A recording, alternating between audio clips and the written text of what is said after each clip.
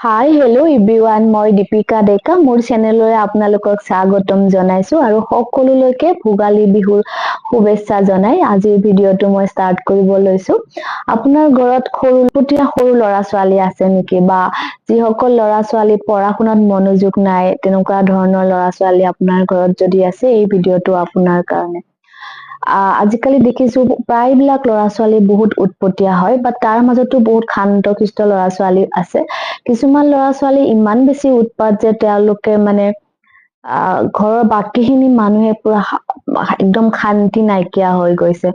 তেতিয়াহলে আপোনাৰ সেই ল'ৰা ছোৱালীক যদি আপুনি এক্সাৰচাইজ বাৰৰ চেচন দিয়ে তেতিয়াহলে তেওঁলোক সুস্থিৰ হৈ যাব, উৎপাত কৰা বন্ধ কৰিব, মানে যি কাম কৰে মনোযোগেৰে কৰিব, নকৰাকে কৰিবৰ কাৰণে ষ্টাৰ্ট কৰি দিব। তেতিয়া আপোনালোকে এক্সাৰচাইজ বাৰৰ চেচন দিবলৈ ষ্টাৰ্ট কৰিব।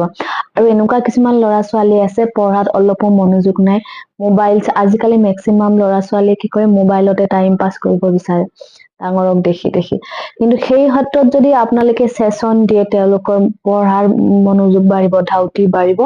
কাৰণ তেওঁলোকেতো অভিয়াচলি দেখে স্কুলত প্ৰতিযোগিতা এটা আছে, কিন্তু তেওঁলোকৰ মনটোৱে নামানে, মনটো অস্থিৰ। যদি আপোনাৰ ল'ৰা ছোৱালীৰ মনটো স্থিৰ কৰিব বিচাৰিছে তেতিয়াহলে তেওঁলোকক আপুনি এক্সাৰচাইজ বাৰৰ চেচন দি চাওক, খুব সুন্দৰ সুফল পাব আপোনালোকে। আৰু এনেকুৱা ল'ৰা ছোৱালীও আছে যিসকলে পঢ়াত খুব ভাল, পঢ়েও বাট আগলৈ গৈ কোনটো লাইনত পঢ়িলে তেওঁলোকৰ লাইফটো সুন্দৰভাৱে আগুৱাই যাব, বা ডক্তৰ ইঞ্জিনিয়াৰ বা যিকোনো লাইনতে পঢ়িব বিচাৰিছে, বাট নিজৰ ফালৰ পৰা এটা ভাল প্ৰপাৰ ডিচিছন লব পৰা নাই, তেতিয়া হলেও এক্সাৰচাইজ বাৰে খুব সুন্দৰ কাম কৰে। কাৰণ আমাৰ ব্লকেজ বিলাকৰ কাৰণে আমি একো লাইফত কিছুমান ডিচিছন লব নোৱাৰা, ৰাইট ডিচিছন লব নোৱাৰা হৈ যাওঁ।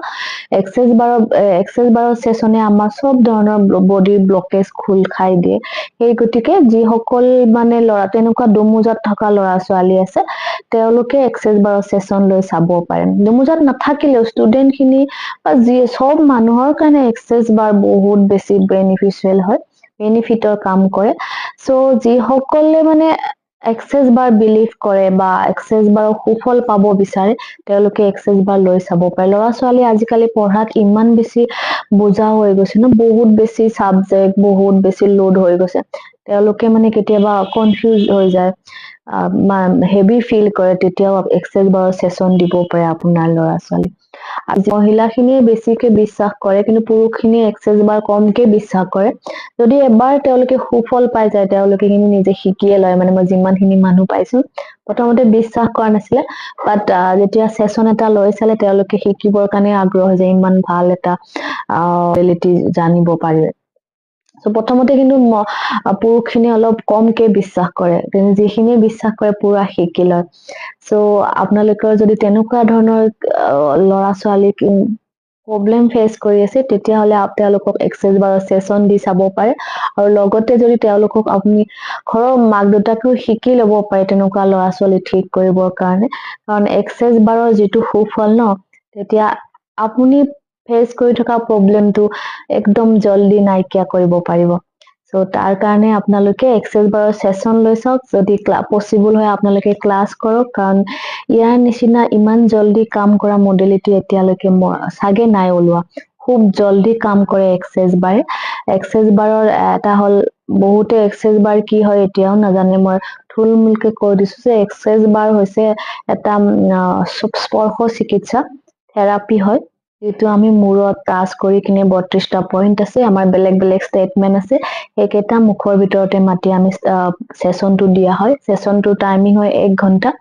আৰু চেচনটোত কি কৰিব লাগে, লোৱাজনে শুই থাকিলে হ'ল, আমাৰ চেচন দিয়া চকী আছে, আৰু নহলে বেডত শুলেও হৈ যায়। দিয়াজনে আমি যিজনে দিও মানে ষ্টেটমেন্ট মাতি বেলেগ বেলেগ পইণ্টত বেলেগ বেলেগ ষ্টেটমেন্ট আছে, সেই ষ্টেটমেন্ট কেইটা এক্সাৰচাইজৰ ইমান বেছি পাৱাৰফুল যে লগে লগে কাম কৰি দিয়ে। যিসকলে এক্সাৰচাইজ শিকিছে মেক্সিমামেটো পঢ়িয়ে থাকে, যদি নাই পঢ়া আপোনালোকে পঢ়ি থাকিবচোন। এক্সাৰচাইজৰ যোনখন আমাৰ মেনুৱেল হয় ইমান বেছি পাৱাৰফুল, সেইখন পঢ়িলে মানে এটা বেলেগ এনাৰ্জি পোৱা যায়। মই যেতিয়াই টাইম পাওঁ মানে মই অফিচত হলেও মই উলিয়াই চাওঁ, বা ৰুমত হলেও কেতিয়াবা মাজে মাজে মই এক্সাৰচাইজ বাৰৰ মেনুৱেলখন মই ওলাই কিনে পঢ়ো, এটা বেলেগ এনাৰ্জি ফিল কৰো সেইদিনাখন। সো মই আগতে কোৱা নাই, কিন্তু মই এতিয়া ভাবিছো যিসকলে শিকিছে আপোনালোকে ঘৰত এনে পেলাই নথব, এখন মাজে মাজে সময় উলিয়াই পঢ়ি চাবচোন, খুব এটা এনাৰ্জি ফিল কৰা যায়, ইমান বেছি পাৱাৰফুল ন। ইয়াৰ ষ্টেটমেন্ট কেইটা যিমান পাৱাৰফুল, তাৰ মেনুৱেলখনো বহুত বেছি পাৱাৰফুল হয়, পঢ়িলে মানে এটা বেলেগ এনাৰ্জি ফিল হয়। সো ইমান এটা পাৱাৰফুল মডেলিটি যদি আপুনি ল'ব পাৰে, আপোনাৰ লাইফ চেঞ্জ হৈ যাব, আপোনাৰ ল'ৰা ছোৱালী শান্ত সুস্থ হৈ যাব, তেওঁলোকে ডিচিশ্যন সুন্দৰভাৱে ল'ব পাৰিব, আৰু লাইফৰ আগৰ যিবিলাক কাম থাকিব আগুৱাই তেওঁলোকে সুস্থ মানে নিয়াৰিকৈ কৰাত বহুতখিনি হেল্প কৰিব এক্সেছ বাৰে।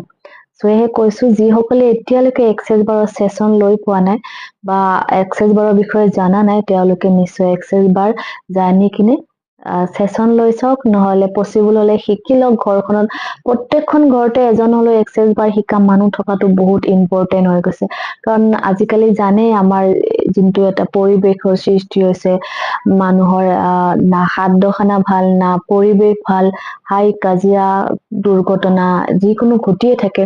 সেইবিলাকৰ মাজত আমি আমাৰ লাইফটো আগুৱাই লৈয়ে যাব লাগিব, কিন্তু তাৰ কাৰণে আমাক কিবা এটা যোনটো এটা হেল্পৰ প্ৰয়োজন, আমাক সুস্থভাৱে ৰখাত সেয়া হৈছে আমাৰ এক্সেছ বাৰ।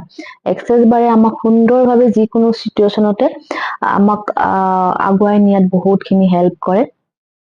সো যিসকলে এতিয়ালৈকে এক্সেছ বাৰ শিকা নাই বা চেচন লোৱা নাই, তেওঁলোকৰ নিশ্চয় লৈ চাব পাৰে। আপোনাৰ ঘৰখনত আপোনাৰ ল'ৰা ছোৱালী সুস্থ হব, ল'ৰা ছোৱালী শান্ত হব, পঢ়াত মনোযোগ বাঢ়িব, লগতে আগলৈ গৈ কেনেধৰণৰ তেওঁলোকে উচ্চ শিক্ষা লব বিচাৰিছে সেয়া সেইটো ডিচিশ্যন লোৱাত বহুতখিনি হেল্প কৰে। আমাৰ ব্লকেজ বিলাক যিহেতু এক্সেছ বাৰৰ চেচনত আমাৰ বডিৰ চব ব্লকেজ খোল খাই দিয়ে, ডিচিশ্যন লোৱাত আমাৰ বহুত ইজি হৈ যায়।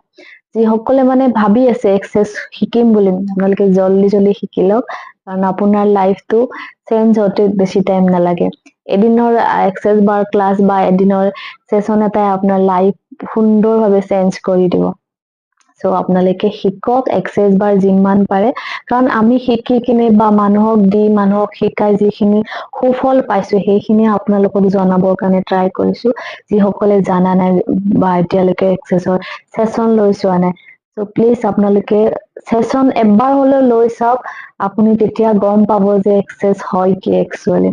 বহুত মানুহে এজন এনেকুৱা ক্লাইণ্ট পোৱা নাই যিজনে এক্সেছ বাৰ লৈ উঠি আমাক থেংক ইউ দিয়া নাই। ইমান বেছি এটা মানে পজিটিভ ফিল কৰে, ৰিলিফ ফিল কৰে তেওঁলোকে, যেন বেলেগ এখন দুনিয়ালৈ গুচি যায়, মানে মাইণ্ডটো যেন পুৰা ৰিফ্ৰেছ হৈ গৈছে। আমি যেনেকে মোবাইলত ডাটা বেছি হলে, ফটো ভিডিঅ' বেছি হলে ডিলিট কৰিলে মোবাইলটো অলপ চলাবৰ কাৰণে ইজি হৈছে, ঠিক তেনেদৰে এক্সেছ বাৰৰ চেচন ললে আমাৰ যিমান বিলাক বুজা হৈ আছিলে, মূৰত নিগেটিভ থট আছিলে বা বহুত ধৰণৰ টেনচন চিটুৱেশ্যন আমাৰ ব্ৰেইনত সোমাই আছিলে, চব বস্তু একদম ৰিফ্ৰেছ হৈ যায়।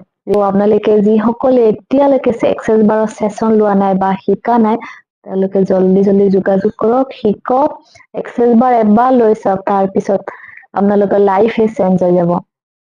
সো ভিডিঅ'টো শেষলৈ যিসকলে চাইছে ধন্যবাদ, আৰু আপোনালোকে ভিডিঅ'টো শ্বেয়াৰ কৰিব যিসকলে এতিয়ালৈকে এক্সেছৰ বিষয়ে জানা নাই, তেওঁলোকক জানিবৰ কাৰণে ভিডিঅ'টো শ্বেয়াৰ কৰিব। লগতে যিসকলে এতিয়ালৈকে মোৰ চেনেলটো ছাবস্ক্ৰাইব কৰা নাই, প্লিজ ছাবস্ক্ৰাইব কৰি ল'ব আৰু আগলৈ মোক আশীৰ্বাদ কৰিব।